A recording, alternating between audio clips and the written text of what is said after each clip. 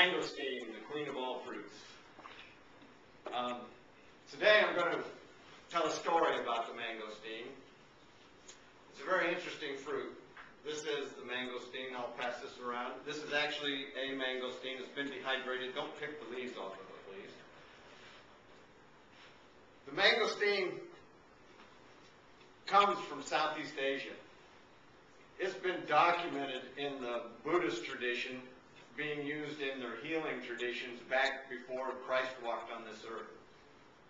It's been used in the Indian Ayurvedic tradition for centuries, if not thousands of years, for healing and giving support to the body.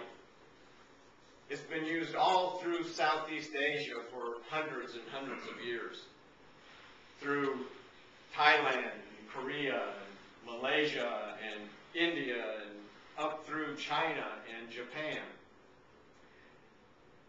It is revered as a healing fruit and has been known about in that area for thousands of years. So then, why then has it only been on the North American continent for as long as 9 years?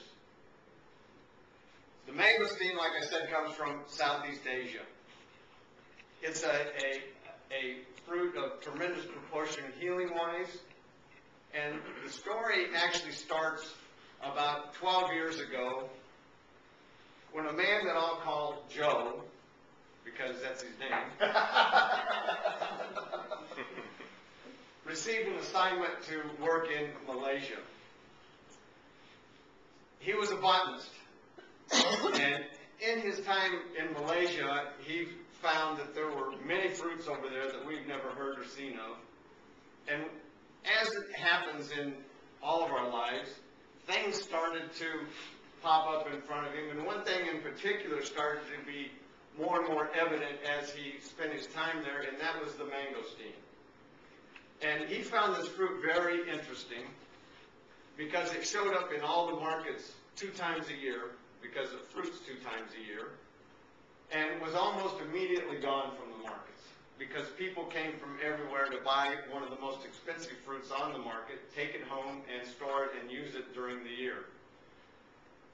As Joe began to notice this fruit more and more in restaurants and in the shops of Thailand and Malaysia and all through the Philippines, he started to kind of have a curiosity. And he followed this fruit from the tree, which grows 40 to 80 foot tall, to the market, into the backwoods, so to speak, of particularly Malaysia, but all through the Southeast Asian area. And to his fascination, he found that they took this little fruit, and the people there would grind it into a pulp and use it externally on every type of condition that you can imagine, from bug bites to open wounds to psoriasis type conditions to anything rashes on the body. That fascinated him. He also noticed that they did the same thing with their animals. Ground it to a pulp and put it on open wounds or skin rashes on animals. He watched them take this mangosteen fruit and boil it into a tea and drink it for all kinds of conditions starting from one end to the other, from acid reflux to diarrhea. And this fascinated him. And when Joe, and a member of a large family, has several brothers, and a couple of his brothers happened to be in the juice business back in the States here. And when he came back to the States, he asked his brothers, who were also very familiar with fruits, "Have you ever heard of the mangosteen?" And they said, "No, we have not." One of their brothers was a professor, is a professor at the University of Utah. He teaches medical students. He's also a researcher. They went to him and said, "Would you do some research to see if there's been any scientific research done on the mangosteen?" And this professor, being in the medical field, has access to databanks, one in particular which is called PubMed.gov, which is the research site for the National Institute of Health. where we can go to, but doctors in particular have membership to it, can go and research any type of compound to see what's in it, where it came from, and its history. When this researcher went to PubMed.gov and put in mangosteen, to his surprise and their awe, about a half a day later, their printer had spit out about 18 inches of research that had been done on the mangosteen all around the world in almost every continent except the North American continent. That research produced papers like this one that said the garcinome E, which is a derivative of the mangosteen, has potent cytotoxic effects against hepatocellular carcinoma cancer cell lines. Another paper that popped up, mangosteen as an inhibitor of the growth hormones in human cancer cell lines and their effects on the proliferation of human lipocytes in vitro, meaning in dishes. Well, this was awesome. Seleucid, very enlightening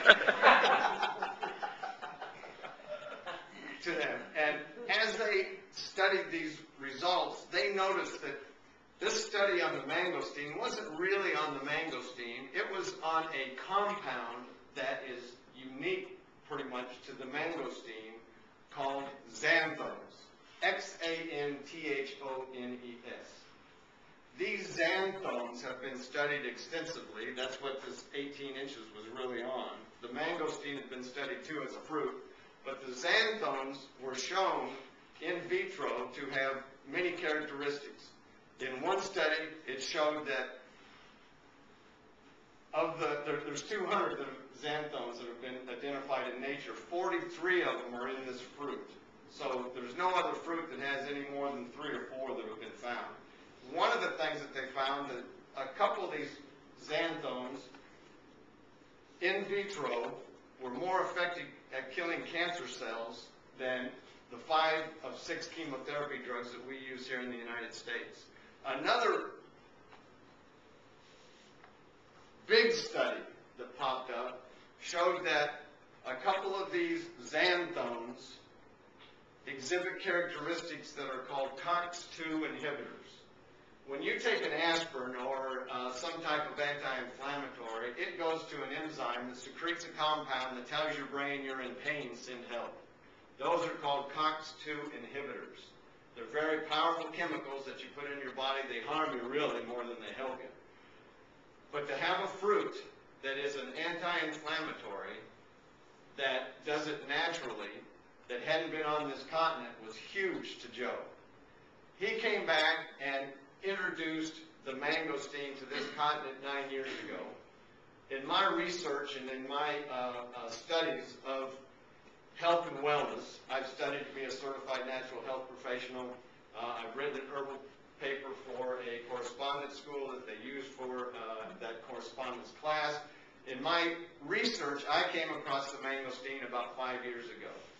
And in my studies, it led me to a company out of Scottsdale, Arizona, that took the mangosteen in a juice form, combined it with organic aloe vera, organic decaf green tea, and mixed it in a mixture of vitamins and minerals, and came out with the most potent liquid supplement, antioxidant, mangosteen-based product on the market. That company's name is Vima. It's one of the companies that I represent, and it has the mangosteen involved in it. So for anyone who is interested in and maybe has some health challenges that they have not been able to ascertain why they can't get rid of them, I would suggest checking out the mangosteen. And if you're interested in proactively helping your health, check out the mangosteen. Thank you very much, and to your health.